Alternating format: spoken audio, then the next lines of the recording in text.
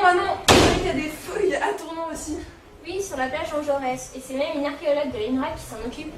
Chouette, et si j'allais l'interviewer? Ne te fatigue pas, la production y a pensé. Elle est au collège, elle nous attend. Cool, j'y vais.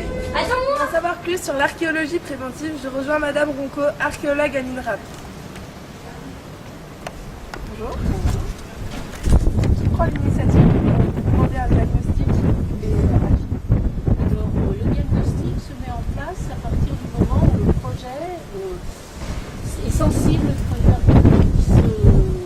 Cette initiative est prise par le ministère de la Culture régional, donc la direction des affaires culturelles, par le service régional de l'archéologie.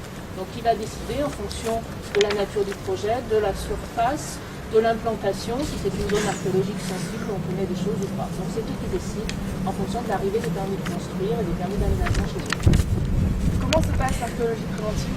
Alors l'archéologie préventive a un but premier, c'est de sauvegarder un maximum, d'enregistrer les vestiges avant leur destruction, la qualité des vestiges et l'intérêt des vestiges avant leur destruction. Mais pas du tout d'empêcher la construction. Donc le but c'est le déroulement d'une fouille ou d'un diagnostic archéologique et d'abord d'évaluer le potentiel du site, la présence ou non de vestiges, leur qualité, leur quantité pour ce qui est du diagnostic, et pour la fouille après, d'enregistrer un maximum d'informations pour les sauvegarder avant la destruction du site et l'aménagement. Combien de personnes faut-il pour un diagnostic?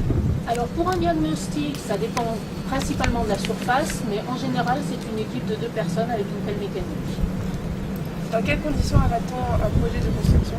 Alors on arrête justement plus les projets de construction, principalement en raison du travail d'archéologie préventive qui est pris très en amont des projets et qui permet donc, de définir la présence du site fort avant la construction et d'avoir le temps de faire la fouille avant que la construction se réalise. On n'arrête plus les projets. Pouvez-vous nous donner un exemple? Alors je peux par exemple vous donner l'exemple du diagnostic qui a été réalisé récemment à Tournon, où justement après la décision de la mairie de réaliser un parking souterrain sur la place Jean Jaurès, le service régional de l'archéologie a demandé la réalisation d'un diagnostic pour évaluer la présence ou non de vestiges sur cette place. Ce diagnostic a eu lieu au mois de janvier. Et maintenant, nous avons rendu notre rapport, donc qui récapitule tout ce que nous avons fait de nouveau au service régional de l'archéologie, qui lui va décider de la nécessité de fouille ou non. Et dans le cas d'une fouille, il faudra soit qu'elle soit réalisée, soit le projet peut être modifié. Sinon, si le service régional de l'archéologie juge qu'il n'est pas nécessaire de fouiller, le projet peut être réalisé dans le temps. Je vous propose de monter le CGI pour plus d'explications sur l'archéologie préventive. Très bien, allons-y. Pour le projet du parking souterrain de la plage Jean Jaurès, le préfet de région a commandé un diagnostic à l'INRAP. 7 tranchées ont donc été creusées sur l'ensemble de la place pour mieux comprendre l'évolution de Tournon. Un rapport de diagnostic a été remis à la ville sur le résultat des fouilles. Le préfet de région décidera ensuite s'il prescrira une fouille complète, une modification du projet ou encore une autorisation. Comment devient-on archéologue? Alors on devient archéologue, maintenant il existe des masters en archéologie. Alors après ça dépend de la spécialité qu'on choisit. Principalement ce qui compte c'est déjà l'expérience de terrain. C'est très particulier le terrain, la fouille, le diagnostic encore plus. Donc il faut aussi faire un petit peu de bénévolat, pouvoir voir ce que c'est que le terrain, parce qu'il y a des gens qui ont du mal avec le terrain, les conditions sont parfois difficiles. Et après on peut éventuellement, si on a du mal avec le terrain, s'orienter plus sur du travail de laboratoire en fonction d'une spécialité. Est-ce que vous avez toujours voulu devenir archéologue? Oui, toujours, je sais pas, mais c'est vrai qu'en général, on a souvent, j'allais dire, ça commence quand on est tout petit, et puis l'occasion se présente, et du coup, on rentre dans le système, entre guillemets. C'est un peu plus difficile maintenant que quand moi j'ai commencé l'archéologie. Quels sont vos outils de travail? Alors nos outils de travail sont très variables, ça peut aller à la fois de la pelle mécanique pour tout ce qui est diagnostic, décapage, jusqu'au pinceau et au tout petit outil, en passant par la pelle, la pioche, la truelle. L'outil principal de l'archéologue reste quand même la truelle et le balai, la petite balayette. Marie, j'ai mis le problème, dépêche-toi, vite. Mais j'ai une interview, je peux pas laisser l'archéologue tout seul. T'inquiète, Marie, je prends la relève. Merci Manon. Bouge pas Antoine, j'arrive. D'accord, allez, dépêche-toi. Bonjour. Bonjour. Qu'est-ce qui vous plaît le plus dans votre métier? Alors c'est un métier qui est intéressant parce qu'il est à la fois un métier physique, où on est sur le terrain, on est dehors, donc, et on a des travaux oui, assez physiques à faire. Et puis c'est aussi un métier qui a un volet très intellectuel, où là on est plus au chaud l'hiver, et puis où il faut réfléchir, essayer de... Il y a un petit côté enquête aussi, qui est très intéressant aussi, où il faut croiser plusieurs données et essayer de comprendre les choses. Et où on se retrouve souvent avec des questions, enfin quelques réponses, et de nouveau de nouvelles questions qui se sont induites avec quelques réponses qu'on a eues. Donc c'est le côté intéressant de ce métier. Et qu'est-ce que vous avez découvert de plus extraordinaire? Alors on découvre parfois des petits objets, parfois des monnaies, mais c'est pas ce qui est pour nous le plus intéressant, ça nous aide pour les datations. Mais après c'est vraiment soit un site, on a fouillé récemment un ensemble funéraire à Savas qui est très intéressant, parce qu'avec beaucoup de mobilier, des pratiques funéraires très particulières et très intéressantes. Pareil sur Valence, où on a fouillé aussi un petit bout d'ensemble funéraire sur les boulevards, où là on avait une tombe très particulière en sarcophage en plomb qui était extrêmement intéressante.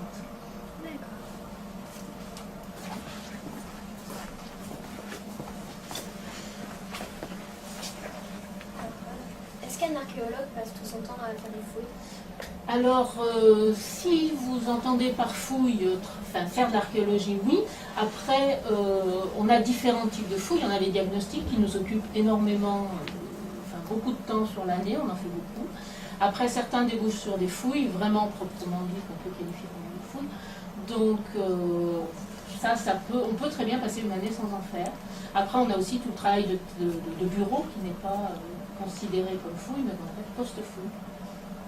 Un travail d'étude. Faut-il préparer une campagne à l'avance pour les fouilles? Alors oui, on a déjà le diagnostic qui nous sert de préparation, donc on n'arrive pas sans savoir du tout ce qu'on va trouver. Les collègues, ou c'est nous, quand on a fait un diagnostic, on a une idée de ce qu'on va trouver. Parfois ça diffère un petit peu de ce qu'on attend, mais oui, ça demande quand même une certaine préparation. Et puis aussi une certaine adaptation, parce que parfois on a des surprises. Pourquoi faire des fouilles à un endroit et pas d'y mettre après?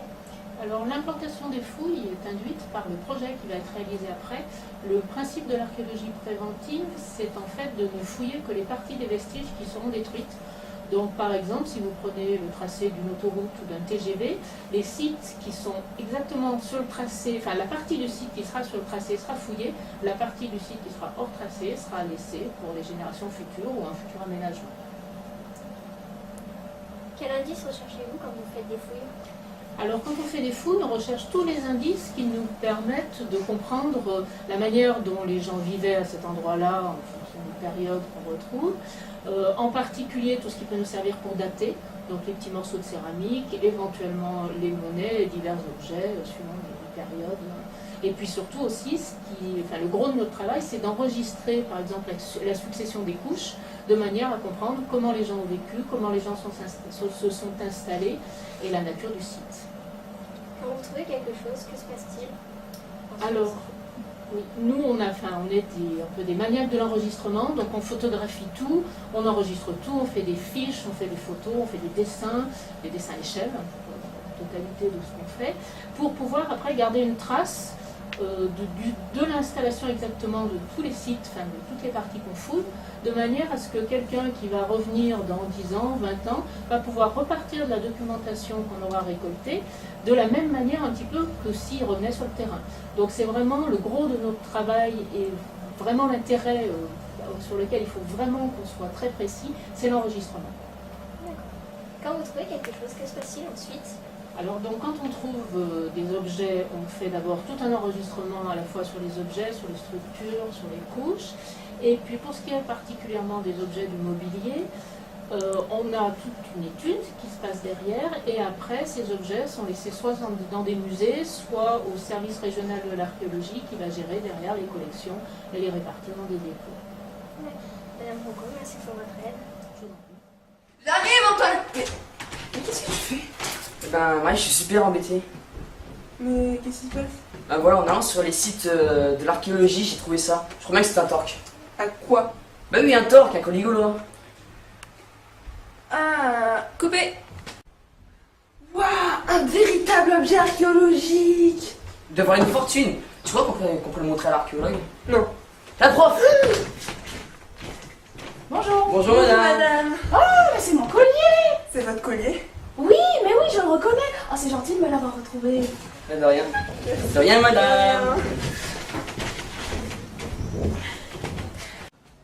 Ça y est, l'archéologue est parti. Bah, ils ont fait une tête. C'est rien Antoine, c'est encore fait remarquer. Et à cause de toi, j'ai pas pu finir l'interview. Moi qui voulais lui demander des conseils. Pourquoi tu as ton métier? Bah pourquoi pas, ça te plairait pas toi de découvrir des merveilles archéologiques et de les montrer au monde entier? Oh oui, de se faire prendre en photo par les journalistes. C'est ça, moque-toi de moi. Non, de toute façon, je sais que c'est pas rose tous les jours, l'archéologue me l'a dit. Ça c'est sûr, quand je pense qu'à Arles, ils ont dû plonger dans le Rhône. C'est vrai? Il y a même eu une campagne de fouilles cet automne dans le Rhône, en face du musée. L'opération Arles 3. Tous les médias en ont parlé. Il s'agissait de sortir du fleuve un chaland gallo-romain qui s'était échoué là il y a 2000 ans. Au moment où je parle, le bateau antique est à Grenoble pour être restauré. Il retournera à Arles en 2013 dans une nouvelle aile qu'on est en train de construire rien que pour lui. Et il y en a bien des choses en Rhône à Arles. C'est le mieux qu'on puisse dire. Les fouilles archéologiques dans le lit du fleuve ont commencé avec l'opération Arles-Rhône 1. L'archéologue Luc Long a sorti de l'eau plusieurs statues magnifiques, le fameux buste de César, mais aussi un esclave de bronze, sans oublier le dieu Neptune en plusieurs fragments. Mais avant d'arriver aux couches datant de l'Antiquité romaine, il a fallu nettoyer 2000 ans de déchets divers, depuis des bouteilles en verre et des canettes en métal jusqu'à une vieille voiture, sans oublier les milliers d'amphores en miettes que les ouvriers portuaires romains jetaient là après avoir sorti la précieuse marchandise qu'ils contenaient. J'ai déjà entendu ça quelque part. Mais oui, la prof d'italien nous a dit qu'à Rome, les anciens Romains ont carrément créé une colline avec leurs déchets. Oui, c'est le mont Testaccio. C'est pas plutôt Testaccio? Ah oui, si, pardon. Donc c'est le mont Testaccio. Il est fait entièrement de morceaux d'amphores cassés. Cette drôle de colline s'élève juste derrière l'ancien emplacement des entrepôts de la ville. Et bah dis donc, c'est pas demain qu'ils auront fini. Et encore, les plongeurs n'ont pas découvert le quart de ce qu'il y a dans le Rhône. L'archéologue Luc Long, responsable des fouilles aquatiques, estime qu'il y a encore du travail pour les 2 prochaines générations. En attendant, tout ce qui est repêché va au musée de l'art antique. Construit dans les années 90, le musée départemental d'Arles antique réunit tous les vestiges importants découverts à Arles depuis le XVIIe siècle, à l'exception de la Vénus d'Arles, magnifique statue de marbre dont seulement une copie se trouve au musée, l'original résidant au Louvre. En tout, ce sont plus de 700 objets anciens qui sont présentés au public et plus de 6000 qui dorment dans les réserves. Le musée abrite aussi un atelier de restauration et un service archéologique qui continue la fouille des différents sites et de la cité antique. Qu'est-ce que tu fabriques? Bah je fouille, ça a l'air marrant votre truc, j'ai envie d'essayer. Dans la classe, mais t'es malade. En plus, avec ta pelle, tu vas détruire les vestiges. Tu sais, c'est fragile les objets anciens. Mince alors, comment je vais faire? Tu prends un pinceau? Non mais je parlais de la pelleteuse, j'ai demandé au gars du chantier de m'aider. Quoi?